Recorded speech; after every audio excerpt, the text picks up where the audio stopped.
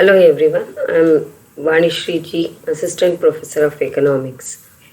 Today in this session we shall discuss about inflation, causes of inflation, effects of inflation and the measures taken to overcome the situation of inflation in any economy.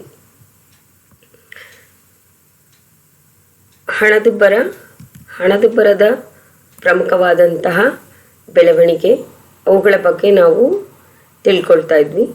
So ಹಣದುಬ್ಬರದ ಪ್ರಮುಖವಾದಂತಹ ಕಾರಣ ಅಂತ ಹೇಳಿದ್ರೆ ಅತಿ ಹೆಚ್ಚಾಗಿ ಸಮಗ್ರ ಬೇಡಿಕೆಯು ಅತಿ ಹೆಚ್ಚಾಗಿದ್ದು ಪೂರೈಕೆಯ ಪ್ರಮಾಣವು ಕಡಿಮೆ ಇರುವಂತಹ ನಿರ್ದಿಷ್ಟವಾದಂತಹ ಆರ್ಥಿಕ ಪರಿಸ್ಥಿತಿ ಹಣದುಬ್ಬರವನ್ನು ತಂದೊಡ್ಡುತ್ತೆ ಅಂತ ನಾವು ನೋಡಿದ್ವಿ. ಇವತ್ತು ಹಣದುಬ್ಬರಕ್ಕೆ ಕಾರಣಗಳೇನು, ಅವುಗಳಿಂದಾಗುವಂತಹ ಪ್ರಮುಖವಾದ ಪರಿಣಾಮಗಳೇನು ಹಾಗೂ ಅವುಗಳಿಂದ ಹೊರಬರಲಿಕ್ಕೆ ಅಥವಾ ಅಂತಹ ಆರ್ಥಿಕ ಪರಿಸ್ಥಿತಿಯಿಂದ ಹೊರಬರಲಿಕ್ಕೆ ನಾವು ತೆಗೆದುಕೊಳ್ಳಬಹುದಾದ ಕೆಲವು ಪ್ರಮುಖವಾದ ಕ್ರಮಗಳೇನು ಅವುಗಳ ಬಗ್ಗೆ ನಾವು ತಿಳ್ಕೊಳ್ಳೋಣ. ಇನ್ನು ಹಣದುಬ್ಬರದ ಪ್ರಮುಖವಾದಂತಹ ಕಾರಣಗಳು ಅಂತ ಹೇಳಿದ್ರೆ ಎರಡು ಪ್ರಮುಖವಾದಂತಹ ಅಂಶಗಳನ್ನು ನಾವು ನೋಡ್ತೀವಿ ಅಂತ ಹೇಳ್ಬೋದು. ಒಂದು ಸಮಗ್ರವಾದಂತಹ ಬೇಡಿಕೆಯಲ್ಲಿನ ಹೆಚ್ಚಳ, ಇನ್ನೊಂದು ಸಮಗ್ರವಾದಂತಹ ಪೂರೈಕೆಯಲ್ಲಿನ ಕೊರತೆ ಅಂತ ಹೇಳ್ಬೋದು. ಸೊ ಸಮಗ್ರವಾದಂತಹ ಬೇಡಿಕೆಗಳು ಅತಿ ಹೆಚ್ಚಾಗ್ತಾ ಹೋಗುವಂತಹ ಒಂದು ನಿರ್ದಿಷ್ಟವಾದಂಥ ಆರ್ಥಿಕತೆಯಲ್ಲಿ ಅದಕ್ಕೆ ಸರಿಸಮಾನವಾಗಿ ಪೂರೈಕೆಯು ಹೆಚ್ಚಳವನ್ನು ಕಂಡುಕೊಳ್ಳದಂತಹ ಪರಿಸ್ಥಿತಿಯು ಹಣದುಬ್ಬರವನ್ನು ತಂದು ಒಡ್ಡುತ್ತೆ ಅಂತ ನಾವು ಹೇಳ್ಬೋದು. ಸೊ ಅದೇ ರೀತಿಯಾಗಿ ಪೂರೈಕೆಯಲ್ಲಿನ ಕೊರತೆ ಇನ್ನೊಂದು ಪ್ರಮುಖವಾದ ಕಾರಣ. ಸೊ ಪೂರೈಕೆಯಲ್ಲಿನ ಕೊರತೆಯ ಪ್ರಮುಖವಾದಂಥ ಅಂಶಗಳೂ ಕೂಡ ಹಣದುಬ್ಬರವನ್ನು ತಂದೊಡ್ಡುತ್ತವೆ. ಹಾಗಿದ್ರೆ ಯಾವ್ಯಾವ ಅಂಶಗಳು ಬೇಡಿಕೆಯ ಪ್ರಮುಖವಾದಂಥ ಅಂಶಗಳು, ಬೇಡಿಕೆಯ ಪ್ರಭಾವಕ್ಕೆ ಒಳಪಡುವಂಥ ಅಂಶಗಳು ಅನ್ನೋದನ್ನು ನಾವು ತಿಳ್ಕೊಳ್ಳೋಣ. So we have already studied about inflation. Inflation is an economic situation where aggregate demand exceeds an aggregate supply. So when an aggregate demand is exceeding an aggregate supply, there is a gap. So this gaps pushes the prices of the commodity continuously and causing an inflation in an economy. So there are various factors which affects the inflation. So the major two factors which influence the inflation is the one side is the demand, the other side is the supply. So effective demand and an effective supply. When an aggregate effective demand is excessive over the aggregate supply, there is a gap. This gap pushes the prices. So factors affecting the demand to the one side and the factors affecting the supply to the other side.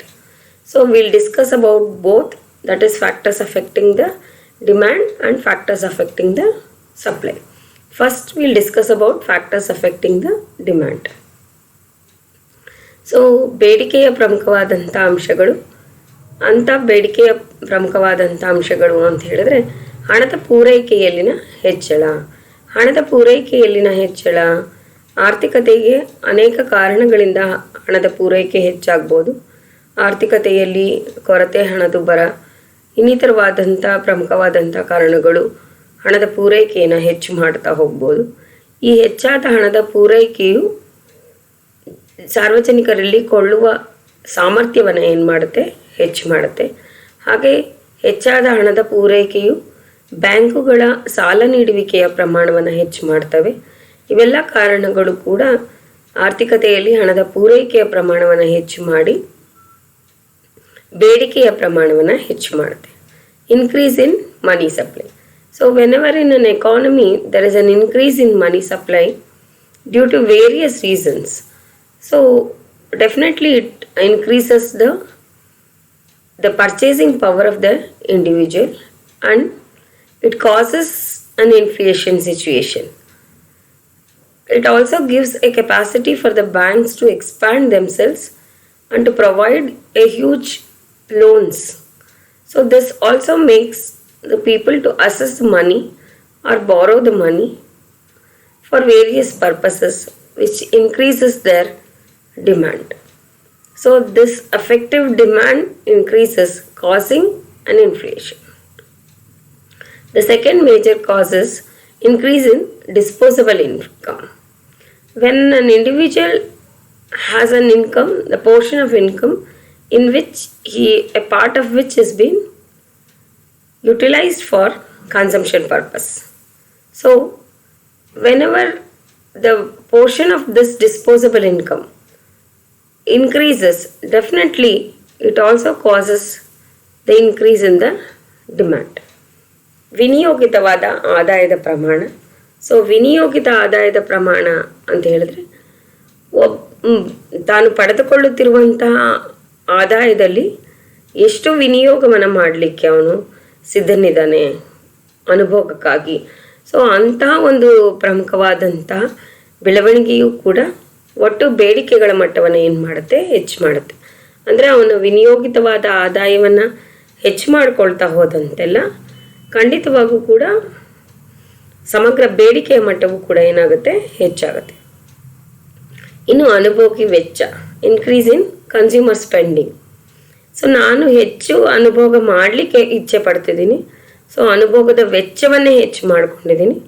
So ನನಗೆ ಬರ್ತಿದ್ದ ಆದಾಯ ಜಾಸ್ತಿ ಆಯಿತು, ವಿನಿಯೋಗಿತವಾದ ಆದಾಯ ಜಾಸ್ತಿ ಆಗಿತ್ತು. So ಹಾಗಾಗಿ ನನ್ನ ಅನುಭೋಗವೂ ಕೂಡ ಏನಾಗುತ್ತೆ, ಹೆಚ್ಚಾಗುತ್ತೆ. ಸೊ ಈ ಒಂದು ಅನುಭೋಗದ ವೆಚ್ಚಳ ಏನನ್ನು ತಂದೊಡ್ಡುತ್ತೆ, ಸಮಗ್ರ ಬೇಡಿಕೆಯನ್ನು ಏನು ಮಾಡುತ್ತೆ, ಹೆಚ್ಚು ಮಾಡುತ್ತೆ. Increase in public expenditure. So ಸಾರ್ವಜನಿಕವಾದಂಥ ಹೂಡಿಕೆಗಳು. ಸೊ ಸಾರ್ವಜನಿಕವಾದಂಥ ಹೂಡಿಕೆಗಳ ವಿಸ್ತರಣೆ ಅತಿ ಹೆಚ್ಚಾಗಿ ಹಣದುಬ್ಬರಕ್ಕೆ ಕಾರಣ ಅಂತ ಹೇಳ್ಬೋದು.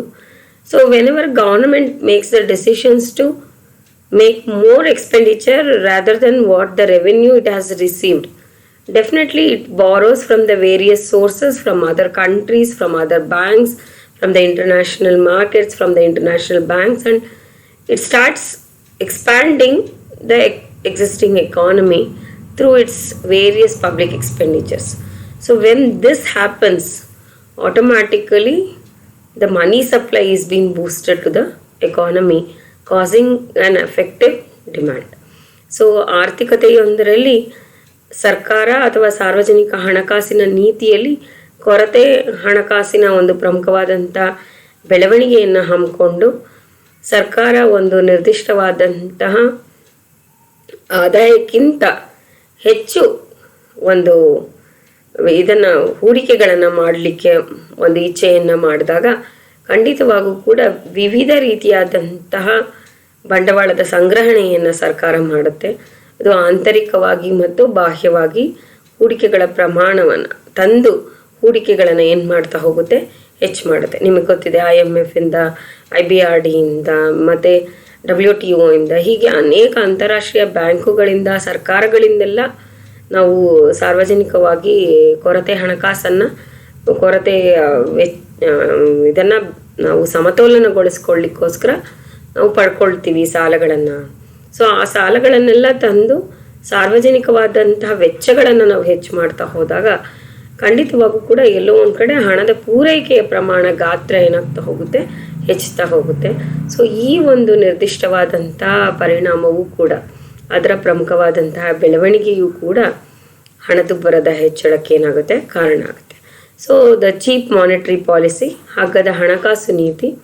So the cheap monetary policy is the monetary policy, as you all know, it has been the RBI which designs it and which formulates and undertakes the monetary policy.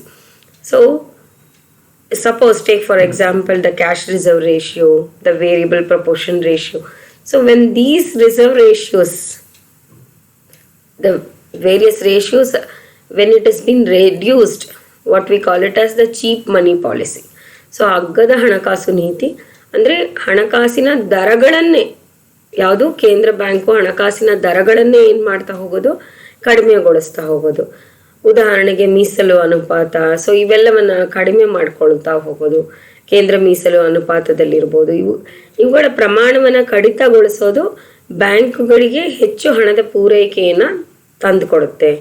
ಬ್ಯಾಂಕುಗಳಲ್ಲಿ ಹಣದ ಪೂರೈಕೆ ಹೆಚ್ಚಾದಂತೆಲ್ಲ ಅವು ಸಾಲವನ್ನು ಕೊಡುವ ಸಾಮರ್ಥ್ಯ ಏನಾಗುತ್ತೆ, ಹೆಚ್ಚಾಗುತ್ತೆ. ಸಾಲದ ಸಾಮರ್ಥ್ಯದ ಹೆಚ್ಚಳದೊಂದಿಗೆ ಖಂಡಿತವಾಗೂ ಕೂಡ ಯಾವುದರ ಬೆಳವಣಿಗೆಯನ್ನು ನಾವು ನೋಡ್ತೇವೆ, ಹಣದುಬ್ಬರದ ಬೆಳವಣಿಗೆಯನ್ನು ನಾವು ನೋಡ್ತೀವಿ ಅಂತ ಹೇಳ್ಬೋದು. ಇನ್ನು black money. So this is the another major factor.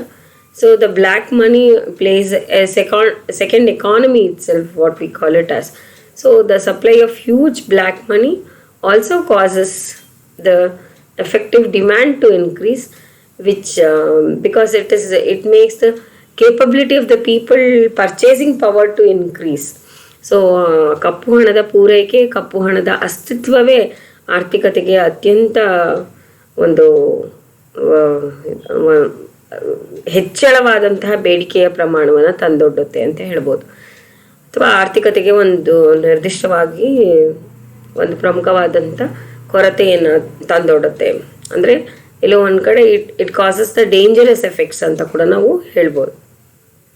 So ಈ ಕಪ್ಪು ಹಣದ ಪೂರೈಕೆಯ ಪ್ರಮಾಣ ಏನು ಮಾಡುತ್ತೆ, ಹೆಚ್ಚು ಬೇಡಿಕೆಯನ್ನು ಮಾಡಲಿಕ್ಕೆ ಸಾಮರ್ಥ್ಯವನ್ನು ತಂದುಕೊಡುತ್ತೆ. ಸೊ ಸಾಮರ್ಥ್ಯದ ಹೆಚ್ಚಳ ಬೆಲೆಗಳನ್ನು ಕೂಡ ನಿರಂತರವಾಗಿ ಏನು ಮಾಡುತ್ತೆ, ಹೆಚ್ಚು ಮಾಡುತ್ತೆ. So deficit financing, we have already discussed it in when we talked about public expenditure. So developing economies like India always go for deficit financing, which is the excess of expenditure over its income, actual income or actual revenue, what we call it as.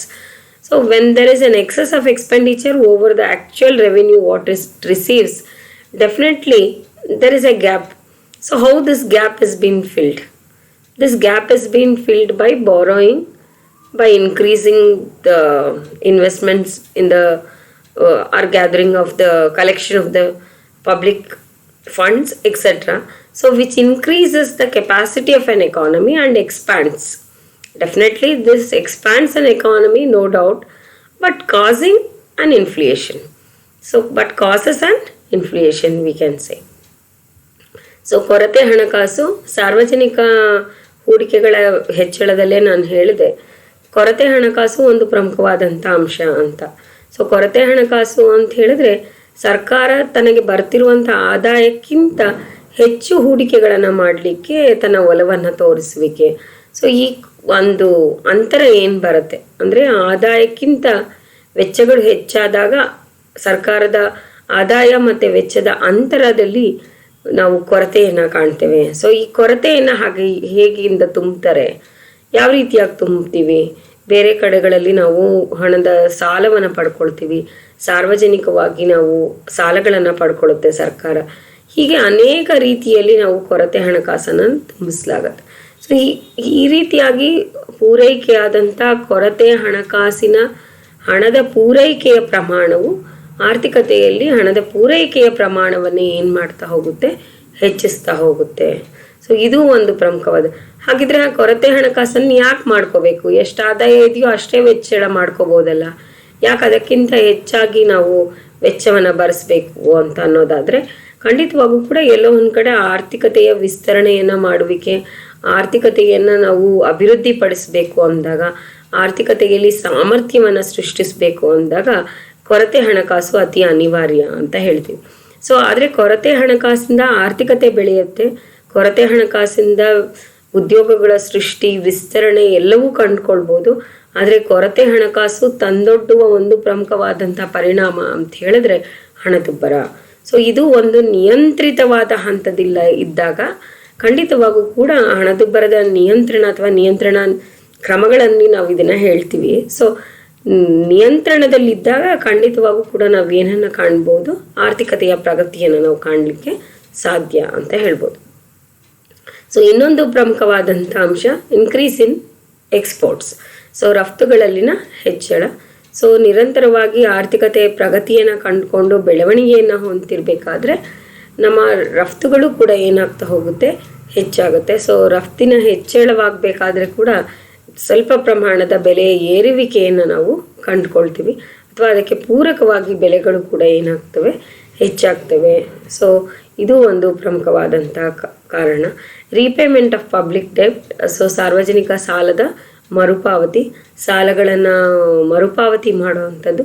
Repaying of the public ಡೆಬ್ಟ್ also causes the funds to be reduced and demanding for the more goods and services. So ಎಲ್ಲೋ ಒಂದು ಕಡೆ ಮರುಪಾವತಿಯನ್ನು ಮಾಡಲಿಕ್ಕೆ ಬೇಕಾದಂಥ ಹಣದ ಸೃಷ್ಟಿಯನ್ನು ನಾವು ಬೆಲೆಗಳ ಏರುವಿಕೆಯಿಂದ ಕೂಡ ಎಲ್ಲೋ ಒಂದು ಕಡೆ ಮಾಡ್ಕೊಳ್ತೀವಿ. ಸೊ ಅಂತಹ ಒಂದು ನಿರ್ದಿಷ್ಟವಾದಂಥ ಕಾರಣವನ್ನು ಕೂಡ ತಂದು ಹುಟ್ಟುತ್ತೆ. Expansion of the private sector, so ಖಾಸಗಿ ವಲಯದ ವಿಸ್ತರಣೆ, ಇದು ಕೂಡ ಒಂದು ಪ್ರಮುಖವಾದಂಥ ಅಂಶ ಅಂತ ನಾವು ಹೇಳ್ಬೋದು. ಇನ್ನು ಪೂರೈಕೆಯ ಕೆಲವು ಅಂಶಗಳನ್ನು ನಾವು ನೋಡೋದಾದರೆ ಪೂರ್ಣ ಉದ್ಯೋಗ. ಸೊ ಇದು ಫ್ಯಾಕ್ಟರ್ಸ್ ಅಫೆಕ್ಟಿಂಗ್ ಸಪ್ಲೈ ಅಂತ ಹೇಳ್ತೀವಿ, ಅಥವಾ ಪೂರೈಕೆಯ ಕೊರತೆಯ ಅಂಶಗಳು ಅಂತ. ಸೊ ಎಲ್ಲೆಲ್ಲಿ ಪೂರೈಕೆ ಹೆಚ್ಚು ಮಾಡ್ಕೊಳ್ಳಿಕ್ಕೆ ಸಾಧ್ಯ ಆಗಲ್ಲ. So where in which we are not able to expand the supply, why we are not able to meet the excess of aggregate demand. So what are the laggings we are being taking to? So there is a situation of full employment. The situation of full employment causes a situation wherein which all the factors of production are being completely been utilized. So full employment of not only the laborers we are talking about here, we are talking about all the factors of production. So whenever the factors of productions are completely being utilized, definitely there is a shortage of factors. So when there is a shortage of factors, the economy cannot expand further. So when the economy cannot expand further, it causes the increase in the prices of existing goods and demand. So ಪೂರ್ಣ ಉದ್ಯೋಗ. So ಪೂರ್ಣ ಉದ್ಯೋಗ ಅಂತ ಹೇಳಿದ್ರೆ ಕೇವಲ ನಾವು ಕಾರ್ಮಿಕರ ಬಗ್ಗೆ ಹೇಳೋದಾದರೆ, ಕಾರ್ಮಿಕರು ಎಲ್ಲರನ್ನ ಸಂಪೂರ್ಣವಾಗಿ ಆರ್ಥಿಕತೆ ಬಳಸ್ಕೊಂಡ್ಬಿಟ್ಟಿದೆ ಅನ್ನೋಂಥ ಊಹೆಯನ್ನು ನಾವು ಮಾಡ್ಕೊಳ್ಳೋದಾದರೆ ಇನ್ನು ವಿಸ್ತರಣೆಗೆ ಅವಕಾಶವೇ ಇಲ್ಲ ಅಂತ. ಸೊ ಉದ್ಯೋಗದ ಅವಕಾಶಗಳೇ ಇಲ್ಲದೆ ಇದ್ದಾಗ, ಅಥವಾ ಇನ್ಯಾರಿಗೂ ಉದ್ಯೋಗ ಕೊಡ್ಲಿಕ್ಕೆ ಉದ್ಯೋಗಸ್ಥರು ಬೇಕಾಗಿರೋಂತಹ ಉದ್ಯೋಗವನ್ನು ಕೇಳ್ಕೊಂಡು ಬರೋನೇ ಇಲ್ಲ ಅಂತ ಹೇಳುವಾಗ ಎಲ್ಲೋ ಒಂದು ಕಡೆ ಅತಿಯಾದಂಥ ಬೆಲೆಗಳ ಏರುವಿಕೆಯನ್ನು ನಾವು ನೋಡ್ತೀವಿ ಅಂತ ಹೇಳ್ಬೋದು. ಆದರೆ ಈ ಪೂರ್ಣ ಉದ್ಯೋಗವನ್ನು ನಾವು ಎಲ್ಲ ಉತ್ಪಾದನಾ ಅಂಗಗಳಿಗೂ ತೆಗೆದುಕೊಳ್ಳೋದಾದರೆ, ಈಗ ಉದಾಹರಣೆಗೆ ಎಲ್ಲ ಉತ್ಪನ್ನಾಂಗಗಳು ಬಳಸ್ಕೊಂಡು ಆಗೋಗ್ಬಿಟ್ಟಿದೆ. ಭೂಮಿ, ಶ್ರಮ, ಬಂಡವಾಳ, ಸಂಘಟನೆ ಎಲ್ಲವನ್ನ ಸಂಪೂರ್ಣವಾಗಿ ಬಳಸ್ಕೊಂಡಿದ್ದೀವಿ ಅಂದರೆ ಸೊ ಉತ್ಪಾದನಾ ಅಂಗಗಳ ಕೊರತೆ ಶುರುವಾಗುತ್ತೆ. ಸೊ ಅಂದರೆ ಏನು, ಬೆಲೆ ಏರುವಿಕೆ ಆಗ್ತಿದ್ದಂತೆಲ್ಲ ಯಾರಿಗೆ ಇದು ಪ್ರಚೋದನೆಯನ್ನು ಕೊಡಬೇಕು? ಉತ್ಪಾದಕನಿಗೊಬ್ಬನಿಗೆ ಪ್ರಚೋದನೆಯನ್ನು ಕೊಡಬೇಕು. ಆರ್ಥಿಕತೆಯಲ್ಲಿ ಏನು ಪ್ರಚೋದನೆ ಕೊಡಬೇಕು? ಬೆಲೆ ಹೆಚ್ಚಾಗ್ತಿದೆ, ನೀನು ಲಾಭ ಹೆಚ್ಚು ಮಾಡ್ಕೊಳ್ಬೋದು, ಹಾಗಾಗಿ ನೀನು ಇನ್ನೂ ಕೂಡ ನಿನ್ನ ಉದ್ಯಮವನ್ನು ವಿಸ್ತರಣೆ ಮಾಡ್ಕೊಳ್ಬೇಕು ಅಂತ. ಆದರೆ ಇದರ ಬದಲಿಗೆ ಉತ್ಪನ್ನಾಂಗದ ಕೊರತೆ ಏನು ಮಾಡುತ್ತೆ? ಉತ್ಪಾದಕನೊಬ್ಬನಿಗೆ ಏನನ್ನು ತಂದು ಕೊಡೋದಿಲ್ಲ ಅಂತ ಹೇಳ್ಬೋದು, ವಿಸ್ತರಣೆಗೆ ಅವಕಾಶಗಳನ್ನು ತಂದು ಕೊಡಲ್ಲ. ಸೊ ವಿಸ್ತರಣೆಗೆ ಅವಕಾಶಗಳಿಲ್ಲದಂತಹ ಪರಿಸ್ಥಿತಿಯು ಪೂರೈಕೆಯ ಪ್ರಮಾಣವನ್ನು ಏನು ಮಾಡಲಿಕ್ಕೆ ಸಾಧ್ಯ ಆಗಲ್ಲ, ಹೆಚ್ಚು ಮಾಡಲಿಕ್ಕೆ ಸಾಧ್ಯ ಆಗಲ್ಲ. ಸೊ ಅದು ಒಂದು ಪ್ರಮುಖವಾದಂಥ ಕಾರಣ ಪೂರೈಕೆಯಲ್ಲಿ ಕೊರತೆ ಉಂಟಾಗಲಿಕ್ಕೆ ಅಂತ ನಾವು ಹೇಳ್ಬೋದು.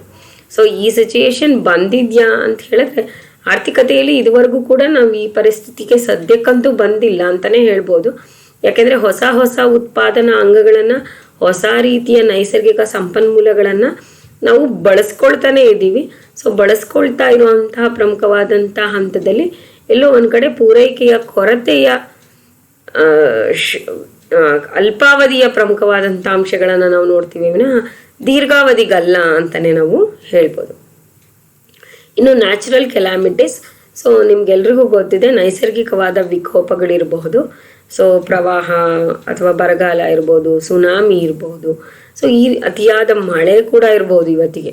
ಸೊ ಇವೆಲ್ಲ ಪ್ರಮುಖವಾದಂಥ ಕಾರಣಗಳು ಕೂಡ ಪೂರೈಕೆಗೆ ತಡೆಯನ್ನು ತಂದೊಡ್ಬೋದು. ಉದಾಹರಣೆಗೆ ನೀವು ಮೊನ್ನೆ ಕೂಡ ನೋಡಿದ್ದೀರ, ಅತಿಯಾದ ಮಳೆಯಾಗಿ ಆ ನಿರ್ದಿಷ್ಟವಾದ ಉತ್ಪಾದನಾ ಘಟಕಗಳಿಗೆಲ್ಲ ಮಳೆ ನೀರು ನುಗ್ಗಿ ಪೂರ್ತಿಯಾಗಿ ಅದು ಮುಳುಗಡೆಯಾಗಿ ಅದು ಮೋರ್ ದೆನ್ 3ರಿಂದ 4 ತಿಂಗಳೇ ತೆಗೆದುಕೊಂಡಿದೆ ಅವುಗಳನ್ನು ಮತ್ತೆ ಕಾರ್ಯಚಟುವಟಿಕೆಗೆ ತೊಡಗಿಸ್ಕೊಳ್ಳಿಕ್ಕೆ.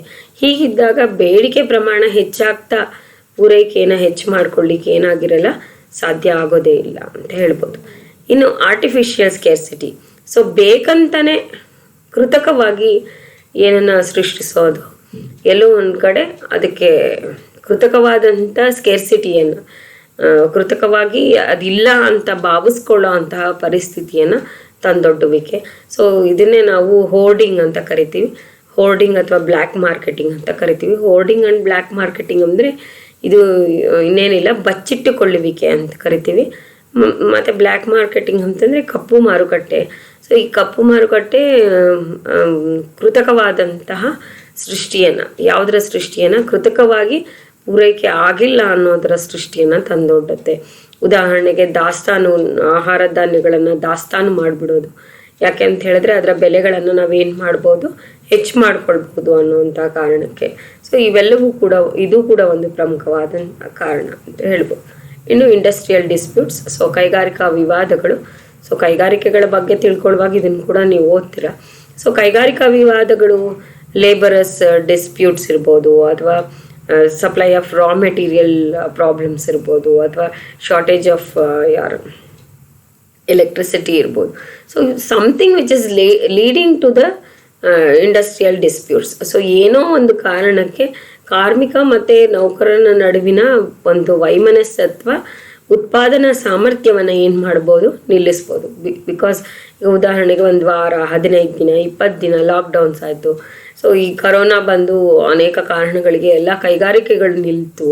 ಸೊ ಈ ಎಲ್ಲ ಪ್ರಭಾವ ಯಾವುದ್ರ ಮೇಲೆ ಬೀರುತ್ತೆ, ಖಂಡಿತವಾಗೂ ಪೂರೈಕೆಯ ಮೇಲೆ ಬೀರುತ್ತೆ. ಸೊ ಈ ಪೂರೈಕೆಯ ಮೇಲಾಗುವ ಈ ಪ್ರಭಾವ ಖಂಡಿತವಾಗೂ ಕೂಡ ಬೆಲೆಗಳನ್ನು, ಸರಕುಗಳ ಬೆಲೆಗಳನ್ನು ಏನು ಮಾಡ್ತಾ ಹೋಗ್ತವೆ, ಹೆಚ್ಚು ಮಾಡ್ತಾ ಹೋಗುತ್ತೆ ಅಂತ ನಾವು ಹೇಳ್ಬೋದು. ಸೊ ಇಂಡಸ್ಟ್ರಿಯಲ್ ಸ್ಕೇರ್ಸಿಟಿ, ಕೈಗಾರಿಕೆಗಳೇ ಕಡಿಮೆ ಇರೋದು. ಈಗ ನಾವು ಬೆಳೀತಿರೋ ಅಂಥ ಜನಸಂಖ್ಯೆಗೆ ಇರುವಂಥ ಕೈಗಾರಿಕೆಗಳು ಏನಾಗಿದೆ, ತುಂಬ ಕಡಿಮೆ ಇದೆ. The lack of industry existence in India is also one of the major reason for the increase in supply ಅಂತ ಹೇಳ್ಬೋದು. ಸೊ ಆ ಕಾರಣವೂ ಕೂಡ ಒಂದು ಪ್ರಮುಖವಾದ ಕಾರಣ ಅಂತ ಹೇಳ್ಬೋದು. Next the law of diminishing returns. So ಪ್ರತಿಫಲ, ಮುಖ ಪ್ರತಿಫಲ ಅಂತ ಕರಿತೀವಿ. ಸೊ ಪ್ರತಿಫಲ ನಿಯಮ ಈ ಪ್ರತಿಯೊಂದು ಆರ್ಥಿಕತೆಯಲ್ಲೂ ಕೂಡ ಏನಾಗುತ್ತೆ, ಅನ್ವಯ ಆಗುತ್ತೆ ಅಂತ ಹೇಳ್ತೀವಿ. ಸೊ ಅನ್ವಯ ಆಗುವಾಗ, ಪ್ರತಿಯೊಂದು ನಿರ್ದಿಷ್ಟವಾದಂಥ ಆರ್ಥಿಕತೆಯಲ್ಲೂ ಕೂಡ ಇದು ಅನ್ವಯ ಆಗುತ್ತೆ ಅನ್ನುವಾಗ ಓದಂಥದ್ದು, ಉತ್ತುಂಗಕ್ಕೆ ಓದಂಥದ್ದು ಏನಾಗ್ತಾ ಹೋಗುತ್ತೆ, ಕಡಿಮೆ ಆಗ್ತಾ ಹೋಗುತ್ತೆ. ಸೊ ಆ ಕಡಿಮೆ ಆಗ್ತಾವಂತಹ ನಿರ್ದಿಷ್ಟವಾದಂಥ ಪರಿಣಾಮವನ್ನು ನಾವು ನೋಡ್ತೀವಿ ಅಂತ ಹೇಳ್ಬೋದು. ಸೊ ಇನ್ನು ಕೂಲಿ ಬೆಲೆ. ಸೊ ಕೂಲಿ ಬೆಲೆಯೂ ಕೂಡ ಒಂದು ಪ್ರಮುಖವಾದದ್ದು. ವೇಜ್ ಪ್ರೈಸ್ ಸ್ಪೈರಲ್ ಅಂತ ಕರಿತೀವಿ. ಕೂಲಿಗಳು ನಿರಂತರವಾಗಿ ಏನು ಕಂಡುಕೊಳ್ತವೆ, ಏರುವಿಕೆಯನ್ನೇ ಕಂಡುಕೊಳ್ತವೆ. ಹಾಗಾಗೂ ಕೂಡ ಬೆಲೆಗಳೇನಾಗುತ್ತೆ, ಹೆಚ್ಚಾಗುತ್ತೆ ಅಂತ ಹೇಳ್ಬೋದು. ಸೊ ಅಂತಾರಾಷ್ಟ್ರೀಯವಾದದ್ದು, ಇಂಟರ್ನ್ಯಾಷನಲ್ ಫ್ಯಾಕ್ಟರ್ಸ್. ಸೊ ಅನೇಕವಾದಂಥ ಅಂತಾರಾಷ್ಟ್ರೀಯವಾದ ಅಂಶಗಳು ಕೂಡ ಇವುಗಳ ಮೇಲೆ ಏನು ಮಾಡ್ಬೋದು, ಪ್ರಭಾವ ಬೀರ್ಬೋದು. ಸೊ ಇದಿಷ್ಟು ಕೂಡ ಪೂರೈಕೆಯ ಈ ಎಲ್ಲ ಪ್ರಮುಖವಾದ ಅಂಶಗಳು ಹಣದುಬ್ಬರಕ್ಕೆ ಪ್ರಮುಖ ಕಾರಣಗಳಾಗಿವೆ. ಬೇಡಿಕೆ ಅಂಶಗಳು ಹಾಗೂ ಪೂರೈಕೆಯ ಅಂಶಗಳು ಅಂತ ನಾವು ಹೇಳ್ಬೋದು. So the next topic we are discussing on is the effects. So effects of inflation. So ಹಣದುಬ್ಬರದ ಪ್ರಮುಖವಾದ ಪರಿಣಾಮಗಳ ಬಗ್ಗೆ ಮಾತಾಡೋಣ.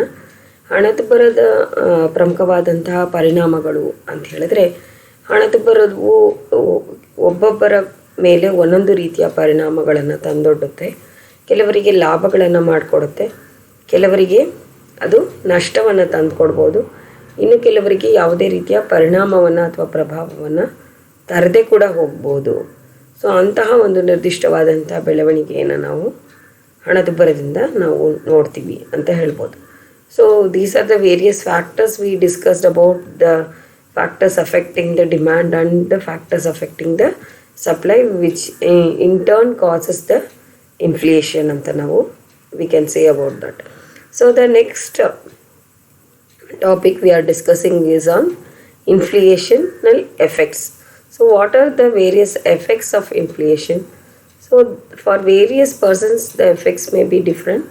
So some may have the gain, some may have the loss, some may be having the neutral effect also. So we can categorize these effects into two major divisions, that is effects on production, effects on consumption. or the effects on distribution. So other effects. So these are the three major division, if you want, you can say.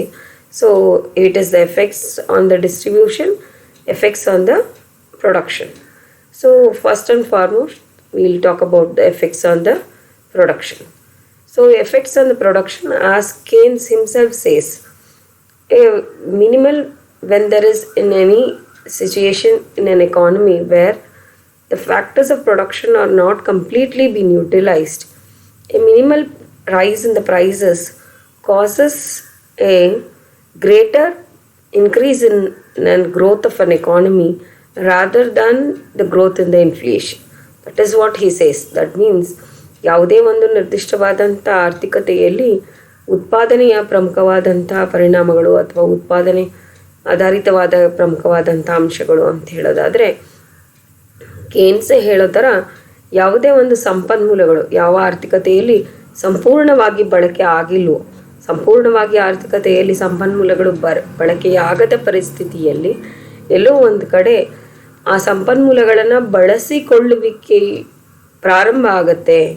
ಬೆಲೆಗಳ ಏರುವಿಕೆ ಮತ್ತು ಆರ್ಥಿಕತೆಯ ಬೆಳವಣಿಗೆಯು ಹಣದುಬ್ಬರದ ಬೆಳವಣಿಗೆಗಿಂತ ಅತಿ ಹೆಚ್ಚಾಗಿರುತ್ತೆ ಅಂತ ಕೇನ್ಸು ಹೇಳ್ತಾರೆ. ಅಂದರೆ ಕಡಿಮೆ ಪ್ರಮಾಣದ ಹಣದುಬ್ಬರ ಆರ್ಥಿಕತೆಯ ಸಾಮರ್ಥ್ಯವನ್ನು ಏನು ಮಾಡುತ್ತೆ, ಹೆಚ್ಚು ಮಾಡುತ್ತೆ, ಅಥವಾ ಆರ್ಥಿಕ ಬೆಳವಣಿಗೆಯ ಸಾಮರ್ಥ್ಯವನ್ನು ಏನು ಮಾಡುತ್ತೆ, ಹೆಚ್ಚು ಮಾಡುತ್ತೆ ಅಂತ ಅವರು ಹೇಳ್ತಾರೆ. ಸೊ ಅಂತಹ ಕೆಲವು ಪ್ರಮುಖವಾದಂಥ ಬೆಳವಣಿಗೆಗಳನ್ನು ನಾವು ತಿಳ್ಕೊಳ್ಳೋದೇ ಆದರೆ ಮಿಸ್ಅಲೊಕೇಶನ್ ಆಫ್ ರಿಸೋರ್ಸಸ್ ಅಂತ ಹೇಳ್ತೇವೆ. ಸೊ ಮಿಸ್ಅಲೊಕೇಶನ್ ಆಫ್ ರಿಸೋರ್ಸಸ್ ಅಂತ ಹೇಳಿದ್ರೆ ಒಂದು ಸಂಪನ್ಮೂಲಗಳನ್ನು ಅಸಮರ್ಪಕವಾದ ಬಳಕೆ ಅಂತ ಹೇಳ್ತೀವಿ.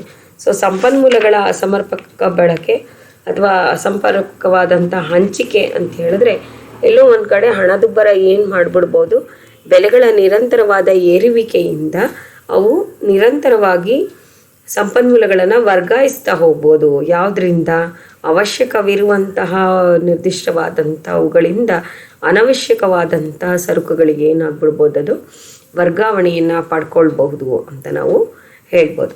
So it is the effects on the misallocation of the resources ಅನ್ನು it is misutilisation of resources it may lead to, because when there is increase in the prices for some of the goods and services, there may be shift over of the goods production from the required goods to that of the commodities and the goods and services whose prices are being increasing.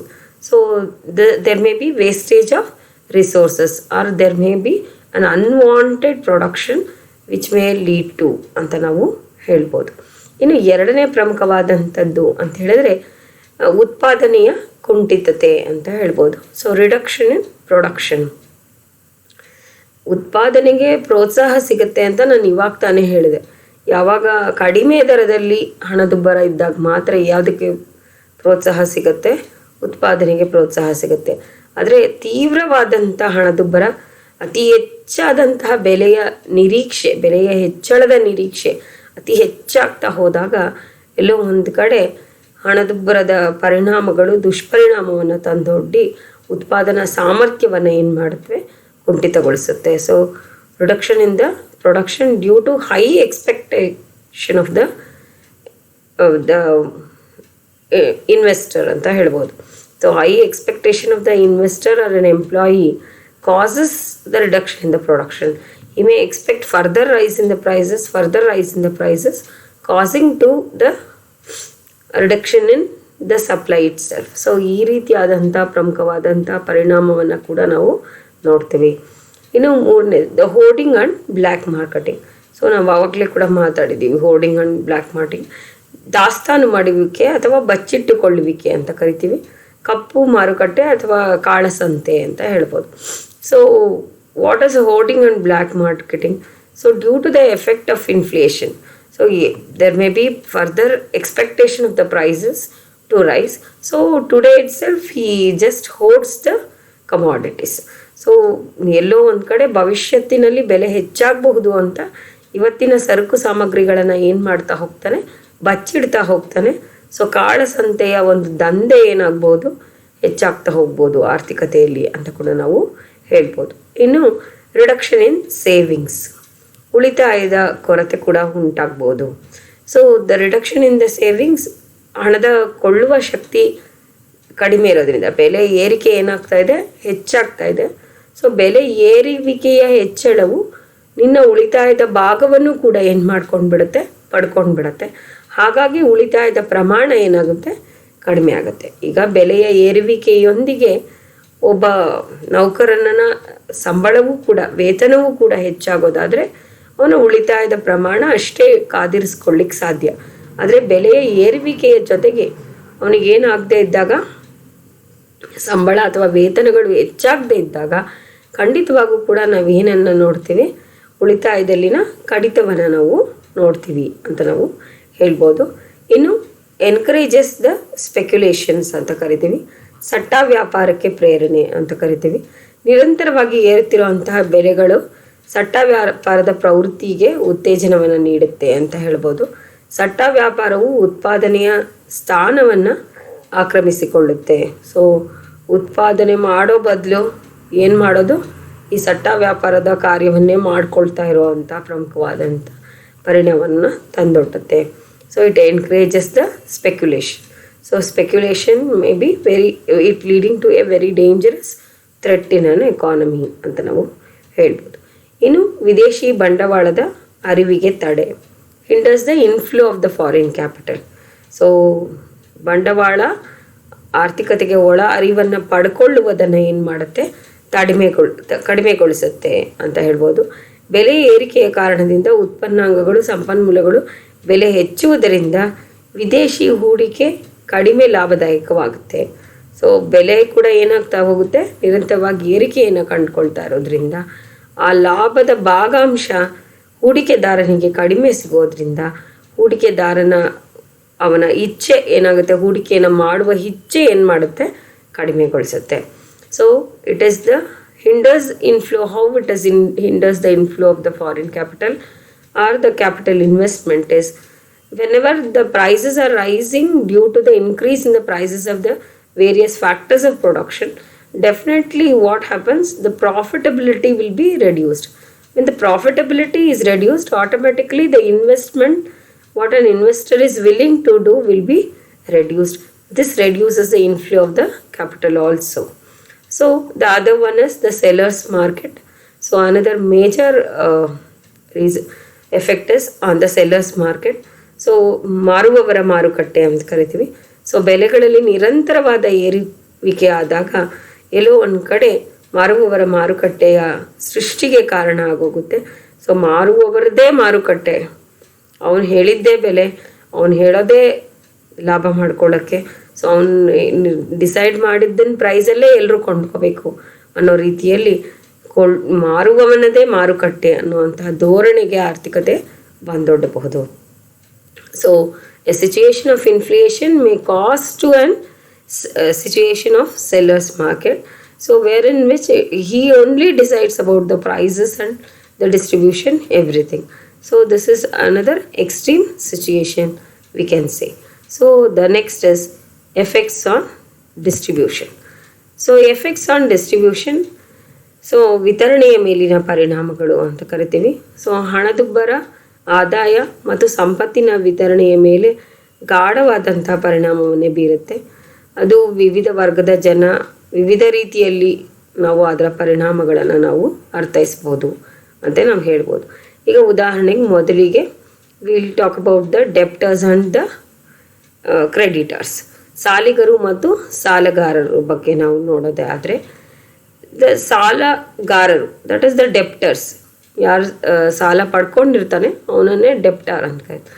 So ಸಾಲ ಪಡ್ಕೊಂಡಿರೋನು ಸಾಲಗಾರ, ಅವನು ಲಾಭವನ್ನು ಮಾಡ್ಕೊಳ್ತಾನೆ. ಯಾಕೆ ಅಂತ ಹೇಳಿದ್ರೆ ಹಣದ ಮೌಲ್ಯ ಅಧಿಕ ಇದ್ದಾಗ ಅವನು ಏನು ಮಾಡಿರ್ತಾನೆ, ಸಾಲ ಪಡ್ಕೊಂಡಿರ್ತಾನೆ. ಆದರೆ ಹಣದ ಮೌಲ್ಯ ಕಡಿಮೆ ಆದಾಗ ಏನು ಮಾಡ್ತಾನೆ, ಅವನು ಸಾಲದ ಮರುಪಾವತಿ ಮಾಡ್ತಾನೆ. ಹಾಗಾಗಿ ಸಾಲದ ಲಾಭವನ್ನು ಅವನು ಮಾಡ್ಕೊಳ್ತಾನೆ.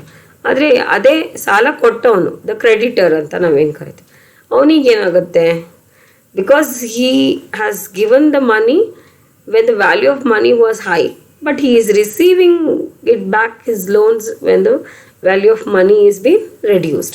So definitely it is an loss to him ಅಂತಲೇ ನಾವು ಹೇಳ್ಬೋದು. ಅವನಿಗೆ ಏನನ್ನು ತಂದೊಡ್ಡುತ್ತೆ, ನಷ್ಟವನ್ನು ತಂದೊಡ್ಡುತ್ತೆ ಅಂತ ನಾವು ಹೇಳ್ಬೋದು.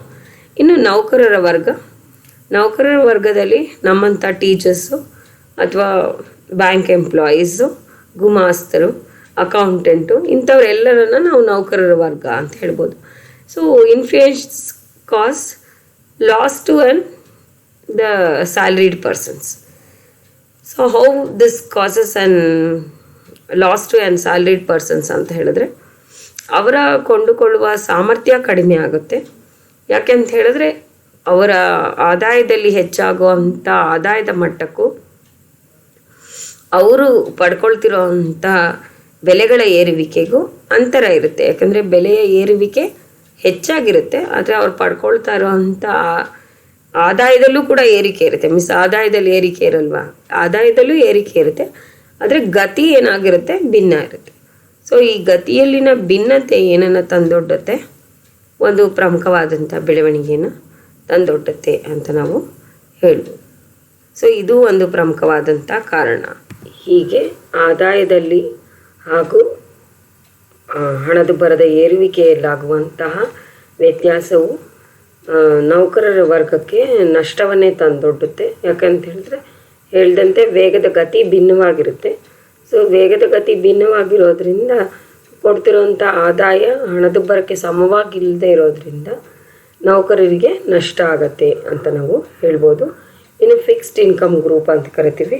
ಫಿಕ್ಸ್ಡ್ ಇನ್ಕಮ್ ಗ್ರೂಪ್ ಅಂತ ಹೇಳಿದ್ರೆ ಒಂದೇ ರೀತಿಯಾದಂಥ ಆದಾಯ ಅಥವಾ ನಿರ್ದಿಷ್ಟವಾದಂಥ ಆದಾಯವನ್ನೇ ನಿರಂತರವಾಗಿ ಪಡೆದುಕೊಳ್ಳೋ ಅಂಥವರು. ಇವರಿಗಂತೂ ಕೂಡ ಅತಿ ಹೆಚ್ಚು ನಷ್ಟವನ್ನು ಇದು ತಂದೊಡ್ಡುತ್ತೆ ಅಂತ ಹೇಳ್ಬೋದು. ಸೊ ಅವ್ರ ಆದಾಯ ಯಾವಾಗಲೂ ಕೂಡ ಒಂದೇ ಆಗಿರುತ್ತೆ, ಆದರೆ ಹಣದುಬ್ಬರ ಏನಾಗ್ತಾ ಇರುತ್ತೆ, ಹೆಚ್ಚಾಗ್ತಾ ಹೋಗುತ್ತೆ ಬೆಲೆಗಳು. ಹಾಗಾಗಿ ಅವರ ಕೊಂಡುಕೊಳ್ಳುವ ಸಾಮರ್ಥ್ಯ ಏನಾಗ್ತಾ ಹೋಗುತ್ತೆ, ತುಂಬಾ ಕಡಿಮೆ ಆಗುತ್ತೆ ಅಂತ ಹೇಳ್ಬೋದು. ಇನ್ನು ಇನ್ವೆಸ್ಟರ್ಸ್, ಹೂಡಿಕೆದಾರರಿಗೆ ಇದು ಯಾವತ್ತೂ ಕೂಡ ತುಂಬ ಆಶಾದಾಯಕವಾಗಿರುತ್ತೆ ಅಥವಾ ಅತಿ ಹೆಚ್ಚು ಲಾಭವನ್ನೇ ತಂದುಕೊಡುತ್ತೆ. ಯಾಕೆಂದರೆ ಎಲ್ಲೋ ಒಂದು ಕಡೆ ಬೆಲೆ ಏರುವಿಕೆ ಆಗ್ತಿದೆ ಅಂತ ಹೇಳಿದ್ರೆ ಹೂಡಿಕೆದಾರರು ಯಾವತ್ತೂ ಕೂಡ ಹೆಚ್ಚು ಲಾಭವನ್ನು ಪಡ್ಕೊಳ್ಳೋ ಅಂಥ ಒಂದು ಆಸಕ್ತಿಯನ್ನೇ ತೋರಿಸ್ತಾರೆ. ಸೊ ಅತಿ ಹೆಚ್ಚು ಲಾಭವನ್ನು ಪಡೆದುಕೊಳ್ಳೋ ಅಂಥ ಆಸೆಯಿಂದಾದರೂ ಕೂಡ ಹೂಡಿಕೆಗಳನ್ನು ಏನು ಮಾಡ್ತಾರೆ, ಮುಂದುವರಿಸ್ತಾರೆ ಅಂತ ಹೇಳ್ಬೋದು. ಸೊ ಹಾಗಾಗಿ ಹಣದುಬ್ಬರ ಹೂಡಿಕೆದಾರರಿಗೆ ಹೆಚ್ಚು ಪ್ರಚೋದನೆಯನ್ನು ಕೊಡುತ್ತೆ. So the investors are given a boost ಅಂತಲೇ ಹೇಳ್ಬೋದು. It gives them the major profits because when we assume that the prices are rising for the goods and services continuously, it is an opportunity for the investor to invest. So he feels this is the best situation or the best place or best situation to invest. So this is the one of the major reason why we say that a minimum of inflation is good to an economy. ಇದೇ ಒಂದು ಕಾರಣಕ್ಕೆ ನಾವು ಹೇಳೋದು. ಯಾಕೆಂತ ಹೇಳಿದ್ರೆ ಹೂಡಿಕೆದಾರನಿಗೆ ಇದು ಆಶಾದಾಯಕ ಅಥವಾ ಅವನಿಗೆ ಎಲ್ಲೋ ಒಂದು ಕಡೆ ಹೆಚ್ಚು ಆಸಕ್ತಿಯನ್ನು, ಅವನ ಸಾಮರ್ಥ್ಯವನ್ನು ಏನು ಮಾಡುತ್ತೆ, ಹೆಚ್ಚು ಮಾಡಿಸ್ಲಿಕ್ಕೆ ಕಾರಣ ಆಗುತ್ತೆ ಅಂತ ಹೇಳ್ಬೋದು. ಆ ಕಾರಣದಿಂದಲೇ ಅತ್ಯಂತ ಕಡಿಮೆ ಹಣದುಬ್ಬರದ ಬೆಳವಣಿಗೆಯ ಮಟ್ಟವು ಆರ್ಥಿಕತೆಯ ಒಂದು ಬೆಳವಣಿಗೆಗೆ ಏನು ಮಾಡುತ್ತೆ, ಹೆಚ್ಚು ಪ್ರೋತ್ಸಾಹದಾಯಕವಾಗಿದೆ ಅಂತ ಹೇಳ್ಬೋದು. ಇನ್ನು ವ್ಯಾಪಾರದ ಸಮುದಾಯ ಅಥವಾ ಬಿಸ್ನೆಸ್ ಕಮ್ಯುನಿಟಿ ಕೂಡ ಅತಿ ಹೆಚ್ಚು ಲಾಭವನ್ನೇ ಮಾಡಿಕೊಳ್ಳುತ್ತೆ. As there is the increase in the prices, when the prices are continuously rising, definitely it makes a more profit. To talk about the farmers, ರೈತರ ಬಗ್ಗೆ ಹೇಳೋದಾದರೆ, farmers have an advantage of inflation because their grains and what they have grown, it receives a higher prices than before. So ಮುಂದೆಗಿಂತ ಈಗ ಹೆಚ್ಚು ಬೆಲೆಗಳನ್ನು ಅವನು ಪಡ್ಕೊಳ್ಳಿಕ್ಕೆ ಏನಾಗುತ್ತೆ, ಸಾಧ್ಯ ಆಗತ್ತೆ. ಸೊ ಈ ಒಂದು ಪ್ರಮುಖವಾದಂಥ ಬೆಳವಣಿಗೆಯನ್ನು ನಾವು ನೋಡಲಿಕ್ಕೆ ಸಾಧ್ಯ ಇದೆ ಅಂತ ನಾವು ಹೇಳ್ಬೋದು. ಆದರೆ ಅದೇ ಒಬ್ಬ ರೈತ ಅವನ ನಿರ್ದಿಷ್ಟವಾದಂಥ ಒಂದು ಉದ್ಯಮದಲ್ಲಿ ಅಥವಾ ನಿರ್ದಿಷ್ಟವಾದಂಥ ಪ್ರಮುಖವಾದಂಥ ಬೆಳವಣಿಗೆಯಲ್ಲಿ ಭೂರಹಿತವಾದಂಥ ಕೃಷಿ ಕಾರ್ಮಿಕರು ಮತ್ತು ಕೂಲಿಯ ದರವನ್ನು ಪಡ್ಕೊಂಡು ಗೇಣಿ ಕಾರ್ಯವನ್ನು ಮಾಡುವಂಥ ಕಾರ್ಮಿಕರು, ಇವರೆಲ್ಲರಿಗೂ ಕೂಡ ಯಾವುದು ನಷ್ಟವನ್ನು ತಂದೊಡ್ಡುತ್ತೆ ಅಂತ ಹೇಳ್ಬೋದು, ಹಣದುಬ್ಬರ ನಷ್ಟವನ್ನು ತಂದೊಡ್ಡುತ್ತೆ ಅಂತ ನಾವು ಹೇಳ್ಬೋದು. ಸೊ ಇನ್ನು ಅದರ್ ಫ್ಯಾಕ್ಟರ್ಸ್, ಇನ್ನಿತರವಾದಂಥ ಕೆಲವು ಪ್ರಮುಖವಾದಂಥ ಪರಿಣಾಮಗಳು. Control of inflation. So there are two methods to control inflation: monetary measures and fiscal measures. Monetary measures are nothing but the measures undertaken by the central bank of any particular country. The fiscal measures are the measures undertaken by the government. ಹಣದುಬ್ಬರದ ನಿಯಂತ್ರಣದಲ್ಲಿ ಪ್ರಮುಖವಾಗಿ ಎರಡು ಪ್ರಮುಖವಾದಂಥ ಕ್ರಮಗಳನ್ನು ನಾವು ನೋಡ್ತೇವೆ. ಒಂದು ಹಣಕಾಸಿನ ನೀತಿ, ಇನ್ನೊಂದು ಸಾರ್ವಜನಿಕ ನೀತಿ ಅಥವಾ ಸರ್ಕಾರದ ನೀತಿ ಅಂತ ನಾವು ಹೇಳ್ಬೋದು. ಹಣಕಾಸಿನ ನೀತಿ ಅಂತ ಹೇಳಿದ್ರೆ ಕೇಂದ್ರ ರಿಸರ್ವ್ ಬ್ಯಾಂಕು ತೆಗೆದುಕೊಳ್ಳುವಂತಹ ನೀತಿಗಳನ್ನೇ ಹಣಕಾಸಿನ ನೀತಿ ಅಂತ ಕರಿತೇವೆ.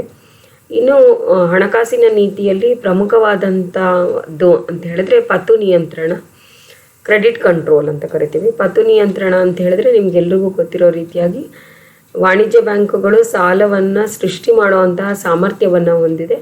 ಅವುಗಳ ಆ ಸಾಲದ ಸೃಷ್ಟಿಯ ಮೇಲೆ ನಿಯಂತ್ರಣವನ್ನು ಕೈಗೊಳ್ಳುವಿಕೆಯನ್ನೇ ನಾವು ಪತ್ತು ನಿಯಂತ್ರಣ ಅಂತ ಕರಿತೇವೆ. ಈ ಸಾಲದ ಸೃಷ್ಟಿಯ ನಿಯಂತ್ರಣವನ್ನು ಪ್ರಮುಖವಾಗಿ ಅನೇಕ ಕ್ರಮಗಳಲ್ಲಿ ಮಾಡಲಾಗುತ್ತೆ. ತೆರೆದ ಮಾರುಕಟ್ಟೆಯಲ್ಲಿ ಇವುಗಳನ್ನು ಗೌರ್ನಮೆಂಟ್ ಸೆಕ್ಯೂರಿಟಿ ಬಾಂಡ್ಗಳನ್ನು ಮಾರಾಟ ಮಾಡೋದ್ರಿಂದ ಇರ್ಬೋದು, ಅಥವಾ ಬ್ಯಾಂಕು ದರಗಳನ್ನು ಹೆಚ್ಚಳ ಮಾಡೋದ್ರಿಂದ ಇರ್ಬೋದು, ಅಥವಾ ಕಡಿಮೆಗೊಳಿಸ್ಕೊಳ್ಳೋದ್ರಿಂದ ಇರ್ಬೋದು, ಅಥವಾ ಇನ್ನೂ ಒಂದು ಪ್ರಮುಖವಾದಂಥ ಕ್ರಮ ಅಂತ ಹೇಳಿದ್ರೆ ಮೀಸಲು ಅನುಪಾತವನ್ನು ಹೆಚ್ಚು ಮಾಡೋದ್ರಿಂದ. ಸೊ ಈ ರೀತಿಯಾಗಿ ಹೆಚ್ಚಳವನ್ನು ಮಾಡ್ಕೊಂಡು ಹೋದಾಗ ಬ್ಯಾಂಕು ದರ ಅಥವಾ ಗೌರ್ನಮೆಂಟ್ ಸೆಕ್ಯೂರಿಟಿಗಳನ್ನು ತೆರೆದ ಮಾರುಕಟ್ಟೆಯಲ್ಲಿ ಮಾರಾಟ ಮಾಡೋದ್ರಿಂದ ಹಾಗೂ ಹಣದ ನಗದು ಮೀಸಲು ಅನುಪಾತವನ್ನು ಹೆಚ್ಚು ಮಾಡೋದ್ರಿಂದ ಹಣದ ಪೂರೈಕೆಯು ವಾಣಿಜ್ಯ ಬ್ಯಾಂಕುಗಳಿಂದ ಕೇಂದ್ರ ಬ್ಯಾಂಕುಗಳಿಗೆ ವರ್ಗಾಯಿಸಲ್ಪಡುತ್ತದೆ. ಹಾಗಾಗಿ ಜನರಲ್ಲಿ ಕೊಂಡುಕೊಳ್ಳುವ ಸಾಮರ್ಥ್ಯ ಅಥವಾ ಜನರಲ್ಲಿ ಹಣದ ಪೂರೈಕೆಯ ಪ್ರಮಾಣ ಒಟ್ಟಾರೆಯಾಗಿ ಕಡಿಮೆ ಆಗುತ್ತೆ. ಅಂದರೆ ವಾಣಿಜ್ಯ ಬ್ಯಾಂಕಿಗೆ ಸಾಲ ಕೊಡುವ ಸಾಮರ್ಥ್ಯ ಕಡಿಮೆ ಆಗುತ್ತೆ.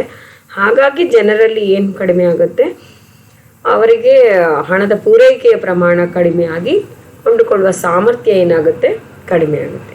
ಸೊ ಇದು ಕೆಲವು ನೇರವಾದಂತಹದ್ದಾದರೆ, ಇನ್ನೂ ಕೂಡ ಇನ್ನೊಂದು ಪ್ರಮುಖವಾದಂತಹ ವಿಧಾನ ಅಂತ ಹೇಳಿದ್ರೆ ಅವು ಈ ಗುಣಾತ್ಮಕವಾದಂಥ ಸಾಲದ ಪ್ರಮುಖವಾದಂಥ ಕ್ರಮಗಳನ್ನು ಕೂಡ ಅವೇನು ಮಾಡ್ತವೆ, ಅನುಸರಿಸ್ತವೆ ಅಂತ ನಾವು ಹೇಳ್ಬೋದು. ಇನ್ನು ಎರಡನೇ ಪ್ರಮುಖವಾದಂಥ ವಿಧಾನ ಅಂದರೆ ಅನನ್ಯೀಕರಣ ಅಂತ ಕರಿತೀವಿ. ಅನನ್ಯೀಕರಣ ಅಂತ ಹೇಳಿದ್ರೆ ಅಸ್ತಿತ್ವದಲ್ಲಿರುವಂಥ ಒಂದು ನಿರ್ದಿಷ್ಟವಾದಂಥ ಬಹು ಹೆಚ್ಚು ಮುಖಬೆಲೆಯ ಹಣವನ್ನು ಏನು ಮಾಡೋದು, ಹಣದ ಪೂರೈಕೆಯ ಇದರಿಂದಲೇ ತೆಗೆದುಹಾಕುವಿಕೆಯನ್ನು ಡಿಮಾನಿಟೈಸೇಷನ್ ಅಂತಲೇ ನಾವು ಕರಿತೀವಿ. ಸೊ ಭಾರತದಲ್ಲೂ ಕೂಡ 2 ವರ್ಷಗಳ ಹಿಂದೆ ಅತ್ಯಂತ ಇದರಲ್ಲಿ ಪ್ರಭಾವಶಾಲಿಯಾಗಿ ಆದಂಥ ಒಂದು ಅನನ್ಯೀಕರಣ ಅಂತ ಹೇಳ್ಬೋದು. ಅದರ ಈ ಕಪ್ಪು ಹಣವನ್ನು ಹೊರಹಾಕಲಿಕ್ಕಾಗೇ ಹಮ್ಮಿಕೊಳ್ಳುವಂಥ ಪ್ರಮುಖವಾದಂಥ ಕ್ರಮ ಅಂತ ಹೇಳ್ಬೋದು. ಇನ್ನು ಹೊಸ ಒಂದು ಕರೆನ್ಸಿಯನ್ನು ಅಥವಾ ಹೊಸ ನೋಟು ಪದ್ಧತಿಯನ್ನೇ ಜಾರಿಗೆ ತರುವಂಥದ್ದು. ಸೊ ಈಗಿರುವಂತಹ ನೋಟನ್ನು ಬಿಟ್ಟು ಹೊಸ ನೋಟಿನ ಒಂದು ಪ್ರಮುಖವಾದಂಥ ಬೆಳವಣಿಗೆಯನ್ನು ಅಥವಾ ಹೊಸ ನೋಟುಗಳ ಚಲಾವಣೆಯನ್ನು ಹಮ್ಮಿಕೊಳ್ಳುವಿಕೆಯೂ ಕೂಡ ಒಂದು ಕ್ರಮ. ಈ ಮೂರೂ ಕ್ರಮಗಳನ್ನು ಕೇಂದ್ರ bank the tight money policy ಅಂತ ನಾವು ಕರಿತೇವೆ. ಸೊ ಅಥವಾ ಬಿಗು ಹಣದ ನೀತಿ. So the tight money policy or the ಬಿಗು ಹಣದ ನೀತಿಯನ್ನು ಕೇಂದ್ರ ಬ್ಯಾಂಕು ಅನುಸರಿಸುವುದರ ಮೂಲಕ ಕೂಡ ಯಾವುದನ್ನು ತಂದುಕೊಳ್ಬೋದು, ಹಣದುಬ್ಬರವನ್ನು ನಿಯಂತ್ರಣದಲ್ಲಿ ಇಟ್ಕೊಳ್ಬೋದು. So monetary measures are the measures which are been undertaken by the RBI. To talk about the credit control, it is to control over the commercial banks to provide the loans, extension of the loans by the commercial banks. There are various measures which are being undertaken under the credit control, like open market operation, cash reserve ratio, and it is the bank rate. So other than this, we have the other also factors like it is the qualitative methods. So qualitative methods are also the other methods which are being undertaken to control the credit control. So you are going to study about that in detail in the RBI functions. Then to talk about the other measure is the demonetization. Demonetization is one of the method which are being adopted by the RBI again to control over the black money. to control to overcome the economy with the black money, the supply of black money. So demonetization is also one of the method to control the inflation, we can say. Issue of new currencies instead of the existing currencies. When the new currencies come into circulation, automatically this exchange of new currencies to a greater extent will hold the control over the supply of money, so which also controls the inflation. What we call it as the tight money policy adopted by the RBI. Then to talk about the fiscal measures, so ಸಾರ್ವಜನಿಕ ಅಥವಾ ರಾಜ್ಯಕೋಶ ನೀತಿಯ ಕ್ರಮಗಳು ಅಂತ ಕರಿತೀವಿ. So ಸಾರ್ವಜನಿಕ ಕ್ರಮಗಳು ಅಥವಾ ಸರ್ಕಾರದ ಕ್ರಮಗಳು ಅಂತ ಹೇಳ್ಬೋದು. ಇನ್ಕ್ರೀಸ್ ಇನ್ ಟ್ಯಾಕ್ಸಸ್, ತೆರಿಗೆಯ ಪ್ರಮುಖವಾದಂತಹ ದರಗಳನ್ನೇ ಹೆಚ್ಚು ಮಾಡೋದು. ಇದರಿಂದಲೂ ಕೂಡ ಜನರಲ್ಲಿರುವಂಥ ಆದಾಯದ ಪ್ರಮಾಣವನ್ನು, ಆದಾಯದ ಮಟ್ಟವನ್ನು ಏನು ಮಾಡ್ತಾ ಹೋಗುತ್ತದು ಕಡಿಮೆಗೊಳಿಸ್ತಾ ಹೋಗುತ್ತೆ ಅಂತ ನಾವು ಹೇಳ್ಬೋದು. ಸೊ ಇನ್ನೊಂದು ಪ್ರಮುಖ, increase in the taxes are nothing but increasing the rate of the taxes. This also reduces the availability of the money with the public. So the next is reduction in the unnecessary expenditure. Due to the deficit financing, the excess of expenditure is being incurred by the government. So checking this excess of expenditure, so reducing an unnecessary expenditure incurred, so that there will not be huge money supply in an economy. So ಅತಿಯಾದಂತಹ ಹೂಡಿಕೆಯ ಮಟ್ಟವನ್ನು ಏನು ಮಾಡ್ತಾ ಹೋಗೋದು, ಕಡಿಮೆಗೊಳಿಸ್ತಾ ಹೋಗೋದು. ಇದು ಒಂದು ಪ್ರಮುಖವಾದಂಥ ಕ್ರಮ ನಾವು ಹಣದುಬ್ಬರವನ್ನು ನಿಯಂತ್ರಿಸ್ಕೊಳ್ಳಿಕ್ಕೆ. ಸೊ ಕೊರತೆ ಹಣಕಾಸಿನ ಹಂತದಲ್ಲಿ ಅನೇಕ ರೀತಿಯ ಹೂಡಿಕೆಗಳನ್ನು ಮಾಡಲಾಗುತ್ತೆ. ಆದರೆ ಅದರ ಬದಲಿಗೆ ನಾವು ಅದನ್ನು ನಿಯಂತ್ರಣದಲ್ಲಿ ಇಟ್ಕೊಳ್ಳೋದ್ರ ಮೂಲಕವಾಗಿ ನಾವು ಹೂಡಿಕೆಗಳನ್ನು ಮಾಡ್ತಾ ಹೋದರೆ, ಸರ್ಕಾರ ಹೂಡಿಕೆಯನ್ನು ಮಾಡ್ತಾ ಹೋಗೋದಾದರೆ ಖಂಡಿತವಾಗೂ ಕೂಡ ನಾವು ಹಣದುಬ್ಬರವನ್ನು ನಿಯಂತ್ರಣದಲ್ಲಿ ಇಟ್ಕೊಳ್ಬೋದು. ಇನ್ನು ಸಾರ್ವಜನಿಕ ಸಾಲ, ಪಬ್ಲಿಕ್ ಡೆಪ್ಟ್ ಅಂತ ಕರಿತೀವಿ. ಸೊ ಸಾರ್ವಜನಿಕ ಸಾಲದ ಪ್ರಮಾಣವನ್ನು ಕಡಿಮೆಗೊಳಿಸ್ಕೊಳ್ಳೋದು. ಸರ್ಕಾರ ಸಾರ್ವಜನಿಕ ಸಾಲಗಳಕ್ಕೆ ಮೊರೆ ಹೋಗೋ ಬದಲು ಅವುಗಳನ್ನು ಪಡ್ಕೊಳ್ಳದೆ ಕಡಿತಗೊಳಿಸ್ಕೊಳ್ಳೋದ್ರಿಂದಲೂ ಕೂಡ ಹಣದುಬ್ಬರವನ್ನು ನಿಯಂತ್ರಿಸ್ಕೊಳ್ಬೋದು. ಮತ್ತು ಜನರಲ್ಲಿ ಉಳಿತಾಯದ ಭಾವನೆಯನ್ನು ಹೆಚ್ಚು ಮಾಡ್ತಾ ಉಳಿತಾಯಕ್ಕೆ ಪ್ರೇರೇಪಣೆಯನ್ನು ಕೊಡೋ ಅಂಥದ್ದು, ಇನ್ಕ್ರೀಸಿಂಗ್ ಸೇವಿಂಗ್ಸ್ ಅಂತ ಹೇಳ್ತೀವಿ. ಸೊ ದಟ್ ಅವರು ವ್ಯಯ ಮಾಡೋ ಬದಲು, ಬೇಡಿಕೆ ಮಾಡೋ ಬದಲು ಉಳಿತಾಯದ ಮಟ್ಟವನ್ನು ಏನು ಮಾಡ್ತಾ ಹೋಗೋದು, ಹೆಚ್ಚಿಸ್ತಾ ಹೋಗೋದು. So providing greater rate of interest on savings, all these things can also reduce the inflation. So surplus budget, so deficit budget ಮಾಡೋ ಬದಲು, ಕೊರತೆ ಮುಂಗಡ ಪತ್ರವನ್ನು ಮಾಡೋ ಬದಲು ಹೆಚ್ಚು ಮುಂಗಡ ಪತ್ರವನ್ನು ಅಥವಾ ಲಾಭದಾಯಕವಾದಂಥ ಮುಂಗಡ ಪತ್ರವನ್ನು ಹಮ್ಮಿಕೊಳ್ಳುವಿಕೆ ಕೂಡ ಒಂದು ಪ್ರಮುಖವಾದಂಥದ್ದು ಅಂತ ನಾವು ಹೇಳ್ಬೋದು. ಸೊ ಇವೆಲ್ಲ ಪ್ರಮುಖವಾದಂತಹ ವಿಧಾನಗಳನ್ನು ಅನುಸರಣೆಯನ್ನು ಮಾಡ್ಕೊಳ್ಳೋದ್ರಿಂದ ನಾವು ಏನನ್ನು ಮಾಡ್ಕೊಳ್ಬೋದು ಅಂತ ಹೇಳ್ಬೋದು. ನಾವು ಹಣದುಬ್ಬರವನ್ನು ನಿಯಂತ್ರಿಸಿಕೊಳ್ಳಬಹುದು.